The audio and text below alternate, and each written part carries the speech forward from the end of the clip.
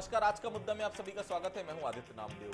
विष्णुदेव साय सरकार ने अपने 1 साल पूरे कर लिए हैं।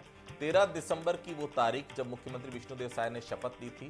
आज जब सरकार के 1 साल पूरे हुए तो सीएम ने अपना रिपोर्ट कार्ड जनता के सामने पेश किया। हालांकि एक तरफ सरकार जहां अपनी उपलब्धियों को साझा कर रही थी तो दूसरी तरफ कांग्रेस सरकार की नाकामियों को गिना रही थी। खासकर धान और किसान के मुद्दे पर कांग्रेस ने सरकार पर वादा खिलाफी का आरोप लगाया है। आरोप प्रत्यारोप के बीच राज्य सरकार अपनी उपलब्धियों को लोगों के बीच ले जाने की तैयारी में है, जिसके लिए एक बड़ा आयोजन जनादेश परब राजधानी रायपुर में आयोजित हो रहा है। चलिए एक रिपोर्ट देख लेते हैं, फिर चर्चा को हम आगे बढ़ाएंगे। विष्णुदेव साय ईश्वर की शपथ लेता हूं। 13 दिसंबर 2023 छत्तीसगढ़ की सियासत में नया दौर शुरू हुआ जब विष्णुदेव साय ने छत्तीसगढ़ के मुख्यमंत्री के रूप में कमान संभाली। राज्य की कमान संभाले उन्हें 1 साल पूरा हो गया है। सीएम की शपथ के बाद सरकार ने कई बड़े वादे पूरे किए। मोदी की गारंटी के साथ सत्ता में काबिज हुई साय सरकार ने मोदी की गारंटियों को पूरा करने पर फोकस किया। मुख्यमंत्री विष्णुदेव साय ने प्रेस कॉन्फ्रेंस कर 1 साल को बेमिसाल बताया और जनता के सामने रिपोर्ट कार्ड पेश किया। प्रदेश ने डबल इंजन की सरकार के कारण बड़ा तेजी से साल भर में विकास किया है। सड़क के क्षेत्र में कुल 31,000 करोड़ रुपया की परियोजना 31,000 करोड़ रुपए का विकास काम स्वीकृत हुआ है। 1 साल में साय सरकार ने प्रदेश के विकास के लिए साए फैसले लिए हैं। सीएम बनते ही पीएम आवास पर बड़ा फैसला। महतारी वंदन योजना के तहत महिलाओं को 1,000 रुपए महीना। किसानों का 2 साल का बकाया बोनस जारी किया। 3100 रुपए प्रति क्विंटल धान खरीदी। रोजगार के नए अवसर खोले। सीबीआई को सौंपी सीजीपीएससी घोटाले की जांच। महादेव सट्टा ऐप केस में भी लगातार एक्शन। नक्सलवाद के खिलाफ लड़ी जा रही निर्णायक जंग। सरकार के इन्हीं फैसलों को लेकर मुख्यमंत्री ने रिपोर्ट कार्ड पेश किया तो विपक्ष ने भी अपना फर्ज निभाते हुए तंज कसा और सरकार को पासिंग मार्क भी नहीं दिए। पूरे कार्यकाल को 1 साल को उनको हम 33% पासिंग मार्क भी नहीं दे सकते। वो सिर्फ बातें कर रहे हैं, बातों पर अमल नहीं हो रहा है। उन्होंने जो वादे किए थे वो वादे के वादे ही रह गए हैं। महतारी वंदन योजना में भी लगभग 25% ऐसी महिलाएं हैं जिनको अब कुछ नहीं मिल रहा है। उनका चावल का खरीदना भी फेल हो गया। 2023 में बड़े जनादेश के साथ बीजेपी ने सत्ता में वापसी की। सीएम साय के नेतृत्व में प्रदेश में विकास ने नई रफ्तार पकड़ी है तो विपक्ष 33% मार्क न देने के साथ ही हमलावर है। कुल मिलाकर सुशासन का 1 साल कितना बेमिसाल रहा, इसका फैसला तो प्रदेश की जनता ही करेगी। बाकी सियासत अपना फर्ज निभाती रहेगी। शिखर दिवांगन, बंसल न्यूज, रायपुर। इस बात में कोई शक नहीं और कोई गुंजाइश भी नहीं बन रही कि कई वादों को निश्चित तौर पर साय सरकार ने पूरा किया, खासतौर से किसानों और महिलाओं से किए गए वादे। चलिए चर्चा की हम शुरुआत करेंगे। 3 बेहद खास मेहमान हमारे साथ मौजूद रहेंगे। प्रकाश चंद होता साहब हैं, वरिष्ठ पत्रकार है, बहुत स्वागत करता हूं उनका। रिकेश सेन साहब हमारे साथ जुड़ेंगे, विधायक हैं। और हमारे साथ ताम साहब जुड़ेंगे, कांग्रेस से पूर्व विधायक रह चुके हैं, उपाध्यक्ष रह चुके हैं विधानसभा के, वो भी हमारे साथ जुड़ेंगे। सबसे पहले होता साहब को पहचानते। होता साहब, आज 1 साल की उपलब्धियां सरकार गिना रही। निश्चित तौर पर 1 साल होता है तो उपलब्धियां गिनाई भी जाती हैं। कांग्रेस बहुत सारी चीजों पर कटाक्ष कर रही है। सीधा सा सिंपल सवाल सर, 1 साल की उपलब्धियों को आप किस तरह से देख रहे हैं? कांग्रेस गलत जगह पे टारगेट कर रही है। कांग्रेस जो कह रही है किसान नाराज है, ये गलत जगह पे है। जो बातों को उठाना चाहिए, जो सफलताएं हैं, जिन्होंने जिस तरह की चीज़ों को उन्होंने आगे लाए हैं, और सभी लोगों ने देखा है पिछले जिस दिन से स्टेट बना, पहले 3 साल और 2 साल में धान खरीदी हुई कांग्रेस ने शुरुआत की। उसके बाद 5 साल तक भूपेश बघेल ने धान खरीदे। ठीक है, जब उन्होंने ये वादा किया कि 2500 रुपया धान देंगे, वो बहुत बड़ा था और लोगों ने सब हाथों हाथ लिए। लेकिन आज के डेट में 31 रुपये में धान का खरीदी है। 21 क्विंटल धान खरीदा जा रहा है और प्रदेश भर में खरीदा जा रहा है। जिस तरह से एक रूपरेखा प्रस्तुत करने की बात कांग्रेस कर रही है, थोड़ा पचाने में असमर्थ है। उनको मुद्दे गिनवाना है तो थोड़ा खुद ही मैदान में उतर जाते, थोड़ा खुद ही देख लेते और जान लेते कि वाकई किस बात को लेके जनता नाराज है या खुश है। सबसे बड़ी बात है 5 साल के आखिरी दौर में कांग्रेस का एक आतंक जैसा चेहरा लोगों के सामने निर्मित हुआ था। लोगों के घरों में पुलिस भेज देना, किसी को भी बिना वजह पुलिस थाने में बुला के किसी भी नेता को परेशान करना, और लोगों को जिस तरह से पत्रकारों के घर में पुलिस भेजना, उनके धर्मपत्नी से बदतमीजी कराना, और ये भूपेश बघेल के सीधे नॉलेज में चीजें होती थी। क्या साबित करना चाहते थे? और अब उसके ठीक ऑपोजिट आप विष्णुदेव साय को देखिए, एकदम धीर शांत स्वभाव के, जो कोई सोचेगा भी नहीं कि विष्णुदेव साय कभी किसी के बारे में नकारात्मक सोच रखते हैं। ये जो परिवर्तन है सत्ता का, लोगों ने इसको देखे और लोगों को लगा नहीं, ये वाकई एक सरकार जो जिस हिसाब से रहना चाहिए उसी हिसाब से है। उस वक्त एक दौर था, एक माहौल था जिसमें ये बात कही जाती थी, महादेव घोटाला, कोयला घोटाला, ये फलाना, लंबी फहरिस्त थी। कांग्रेस पिछले 1 साल में एक भी बात को नहीं कर पाई। रादर अभी ये बात आ रही है कि कुछ अडानी का एक नाम आया कि उसमें छत्तीसगढ़ में कांग्रेस शासनकाल में किसी को पैसा दिया गया, तो खुद ही कांग्रेस डिफेंसिव में है। इन सारे चीजों को अगर आप जब देखेंगे तो आपको लगेगा पिछले 5 साल के बनाम 1 साल तो कुछ भी नहीं रहता। विष्णुदेव साहब पहली बार मुख्यमंत्री बने हैं, उनको भी सत्ता को समझना समय लगता है। साथ में दोनों जो उप मुख्यमंत्री बने हैं, चाहे अरुण साव की बात करें या विजय शर्मा, दोनों पहली बार विधायक बने हैं, तो सबको समझना है और समझ के किस तरह से शासन प्रशासन काम करती है आगे ले जाना है। तो निश्चित रूप से ये बात कही जा सकती है 1 साल में कोई भी इस तरह का कोई भी बड़ा स्कैंडल नहीं कर पाए, कोई भी इस तरह की चीजों को नहीं कर पाए जिससे सरकार दाग लगे या सरकार पर बदनामी हो। तो यही उपलब्धि है सबसे बड़ी। रिकेश जी, पहले तो बहुत बहुत बधाई, 1 साल कार्यकाल पूरा हुआ है सीएम साहब का। 12 महीने की 5 बड़ी उपलब्धियां सेन साहब, जिन्हें आप मानते हैं कि वो सबसे बड़ी उपलब्धि है, सबसे बड़ी कामयाबी आपको लगी? क्योंकि काम तो बहुत हुए पर जिसे सरकार माइलस्टोन मानती है वो 5 काम आपसे मैं चाहता हूं कि जनता के सामने आप रखें। देखिए, आप दोनों को मैं नमस्कार करता हूं, और आप तो स्क्रीन पे देख ही रहे हैं, आप तो मुद्दे चलाई रहे हैं। 5 जो मुद्दे हैं जिसपे हमारी सरकार को लोगों ने बधाई दी है। पहला मुद्दा तो है जो महतारी वंदन योजना, जो माइलस्टोन साबित हुआ है, और कहीं ना कहीं हमारी जो माता और बहनें वो 1000 रुपये जो हम देते हैं उनसे कहीं ना कहीं उनकी कुछ आवश्यकताएं थी। कई लोग इसके लिए बहुत दुआएं दे रहे हैं हमारे विष्णुदेव साय जी की सरकार को। दूसरा जो है नक्सलियों का, जो जिस प्रकार से 200 से अधिक नक्सली मारे गए हैं इस 1 साल में, वो कहीं ना कहीं जवानों का हमारे उनको हौसला बुलंद हुआ है।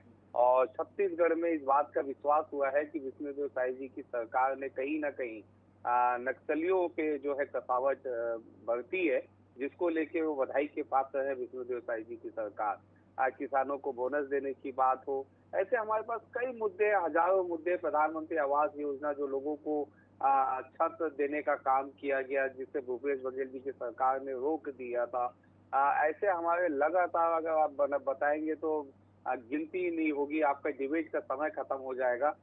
इसलिए जो है मुझे ऐसा लगता है कि इस 1 वर्ष में जनता ने हमें सराहा है, हमारे काम को देखा है और उन्होंने हमें बधाई भी दी है। और मुझे लगता है कि सुशासन वाली सरकार रही है, और जो कमियां अगर इस 1 साल में कुछ ऐसी रही होगी उसे भी हम दूर करने का काम कर रहे हैं। लेकिन मुझे ऐसा लगता है कि विपक्ष इस 1 साल में कहीं पे भी नहीं दिखा, और सरकार को सचेत करने का काम विपक्ष को भी करना चाहिए था, लेकिन विपक्ष न सदन में दिखी, न सड़क पे दिखी। और हम लोगों ने मजबूती के साथ इस 1 वर्ष में काम किया है और काम करके हमने दिखाया है।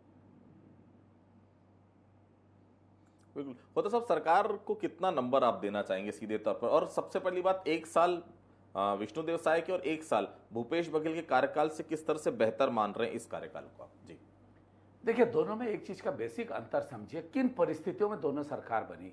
पहली बात है, रमन सिंह के सरकार से ये आए थे, और जब आए वो रमन सिंह के सरकार से सत्ता लिए अपने हाथ में, उसके बाद एक कोविड की स्थिति आई। और सबसे मजे की बात है, कोविड जब आया तो बैठक बुलाई जाती है, और आप देखिए किस तरह से सरकारें काम करती है। बैठक बुलाई जाती है, बैठक में स्वास्थ्य मंत्री नहीं रहते लेकिन कोविड पर चर्चा होती है, तो जवाबदारी किसकी है जब स्वास्थ्य मंत्री ही नहीं है? और सरकार पहले ही दिन से शायद अंदरूनी तौर पर यह पता था कि 2.5 साल की बातें आ सकती है, तो उसी हिसाब से उनका सोच रहा। साल 2 साल आते आते कई मुद्दों पे वो घिरती दिखी सरकार। ये बात विष्णुदेव साय सरकार में नहीं है। और निश्चित रूप से एक बड़ी बात है कि प्रधानमंत्री और गृह मंत्री के सीधे उनके ऊपर नजर रखने से सरकार की कामकाज पे और कसावट पे इसका असर भी दिख रहा है।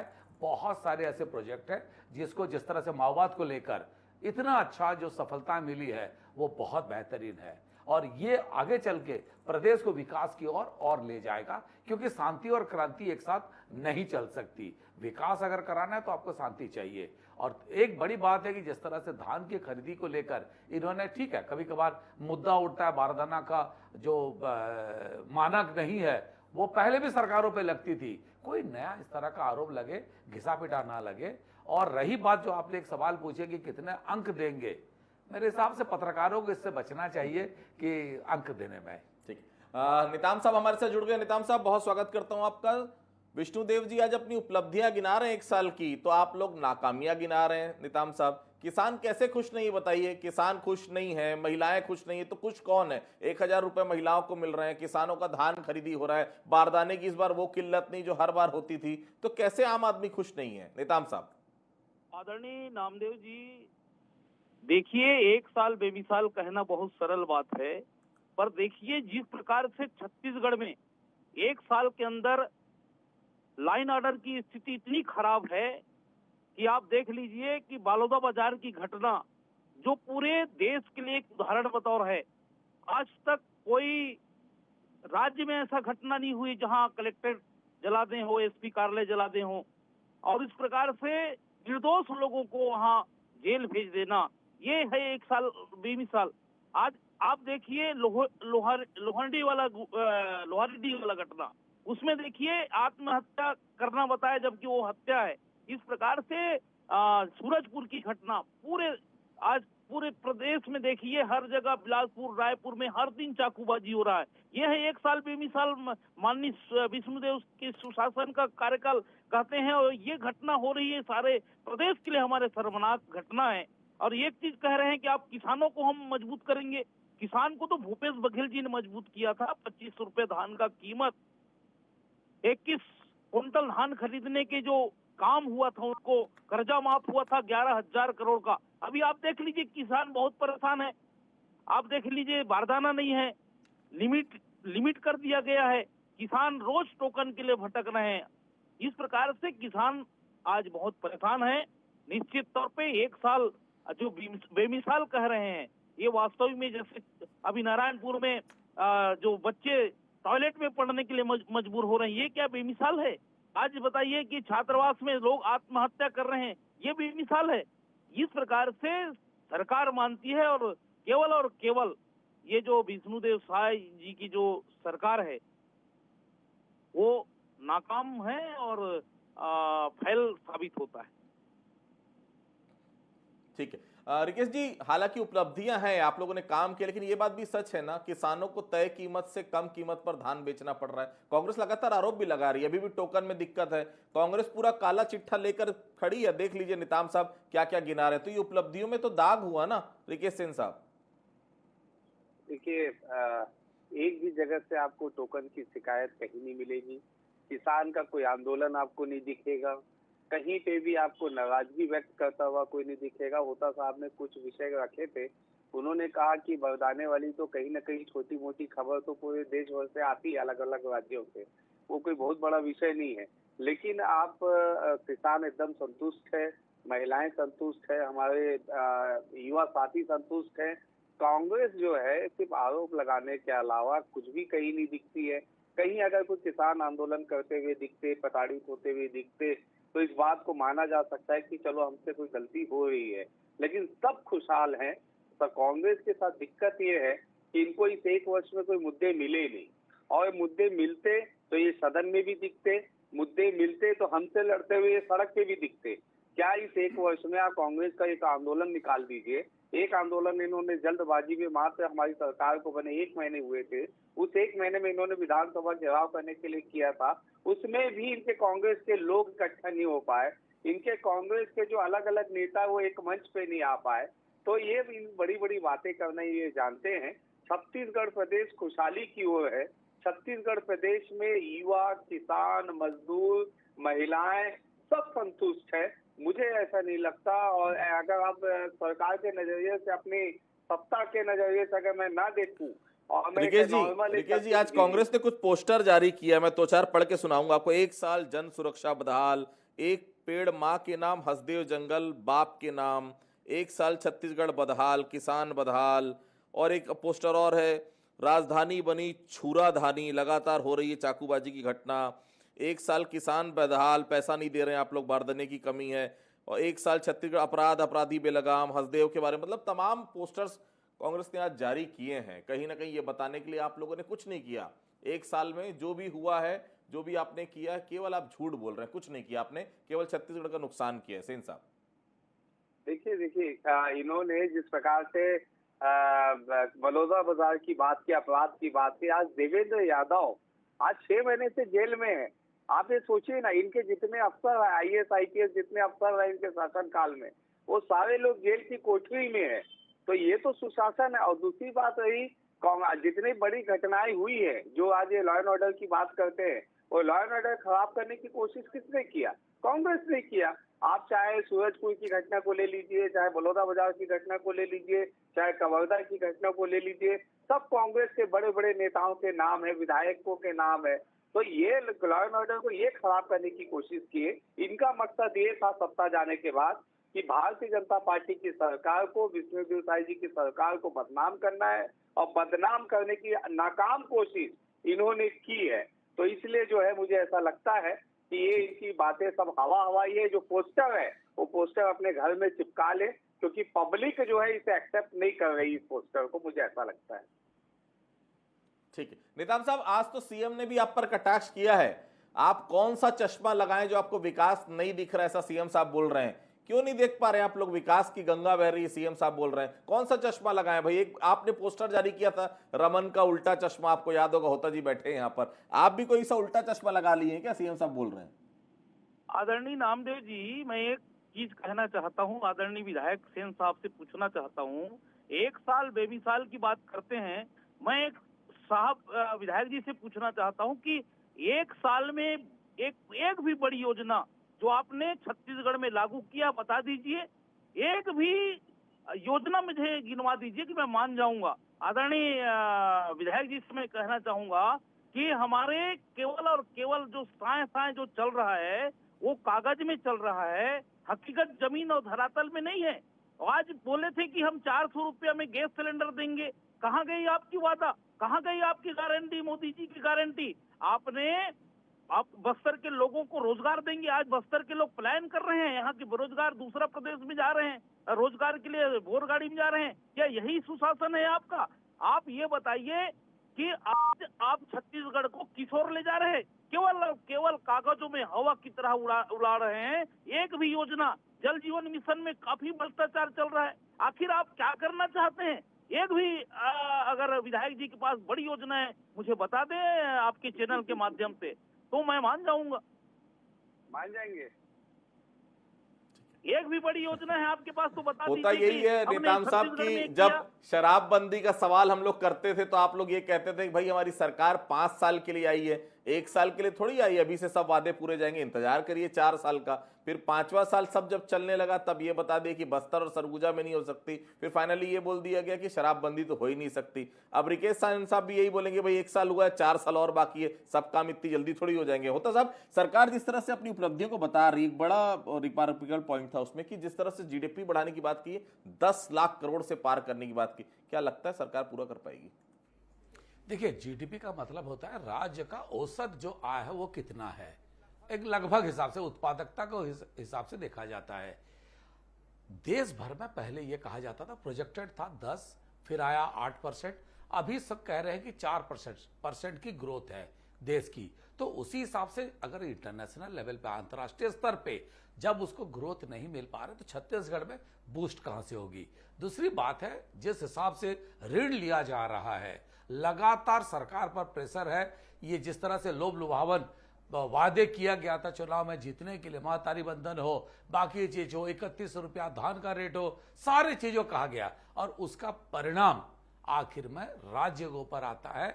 हमारे राजकोष में इतनी पैसा है क्या, तो आप फिर ऋण लेते हैं। और जब आप इंटरनेशनल मार्केट से या मार्केट से ऋण लेते हैं, जब आपकी आर्थिक स्थिति ठीक है तो आप 2% इंटरेस्ट पे आप ऋण लेते हैं। पिछले बार मैं एक देख रहा था आंकड़ा, उसमें लगभग 8% की इंटरेस्ट रेट की बात कही जा रही थी। तो फिर जहां 2% से 8% तक पहुंच गया तो आपके ऊपर बैंक भी सस्ते में नहीं देगा। तो इसका भी भार आपके टोटल जो छत्तीसगढ़ की आर्थिक स्थिति पर असर होगा। ऐसे में आप कैसे मैनेज कर पाएंगे? और आने वाले दिनों में हो सकता है यही कारण है, आज मैं कहीं पे देख रहा था बृजमोहन जी का वो 32,000 शिक्षकों की भर्ती वाला था, क्योंकि पैसा ही नहीं है तो आप भर्ती की प्रक्रिया को आगे नहीं बढ़ा पा रहे। और उसमें कही जा रही है ये एक स्ट्रेटेजी है, हम आखिरी 2 साल में सारे भर्तियों के द्वार खोलेंगे। तो तब तक क्या प्रदेश की जो युवक है वो क्या करेंगे? और ये सर्विस सेक्टर को और ज्यादा ग्रोथ की जरूरत है, बूस्ट की जरूरत है। लेकिन जिस हिसाब से जीएसटी आ रही है, लोगों के पैसे खत्म होते जा रहे हैं, लगभग इनकम के 10 से 20% तक इनकम उसी में चला जा रहा है। इन सारी परिस्थितियों में हम बहुत बेहतरीन आर्थिक स्थिति होने का बात नहीं सोचना चाहिए। रादर मैं कहूंगा ओपी चौधरी आने वाले दिनों में, जो प्रदेश के वित्त मंत्री हैं, आने वाले दिनों में कुछ कठोर कदम उठा सकते हैं, जिसके लिए प्रदेश के लोगों को तैयार रहना चाहिए। उपलब्धियां बता रही, पर ऐसा नहीं लगता कि ग्राउंड रिपोर्ट भी दिखनी चाहिए, जनता क्या कह रही है? आपको नहीं लगता कि स्थानीय स्तर पर जाकर भी सरकार को अपनी उपलब्धियों की जानकारी लेनी चाहिए? आज सीएम ने नियत नीलानार का जिक्र किया, अब इस योजना का लाभ मिल रहा है कि नहीं ये तो सुकमा बीजापुर जाकर ही पता चलेगा, दंतेवाड़ा जाकर ही पता चलेगा, नारायणपुर जाकर ही पता चलेगा। सेन साहब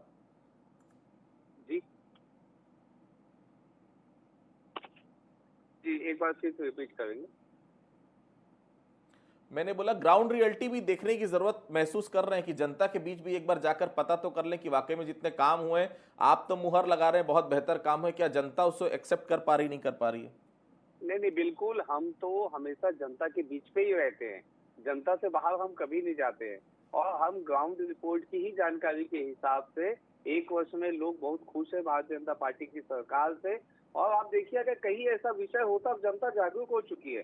कहीं आपको आंदोलन दिखता, कहीं प्रदर्शन दिखता, कहीं भगदड़ दिखती, कई लोग कहते कि हमें ये महतारी बंधन योजना का लाभ नहीं मिल रहा है, हमें 3100 धान का लाभ नहीं मिल रहा है, हमें प्रधानमंत्री आवास नहीं मिल रहे हैं, हमें अलग अलग विषयों पे, अलग अलग योजनाओं पे ये फलाना चीज हमें नहीं मिल रहा है। लेकिन सब लोग खुश है, कहीं से भी ऐसी कोई जानकारी नहीं। आप देखेंगे जो कद्दावर नेता है TS बाबा कांग्रेस के, उन्होंने 1 वर्ष करने के बेमिसाल का उन्होंने बधाई दिया।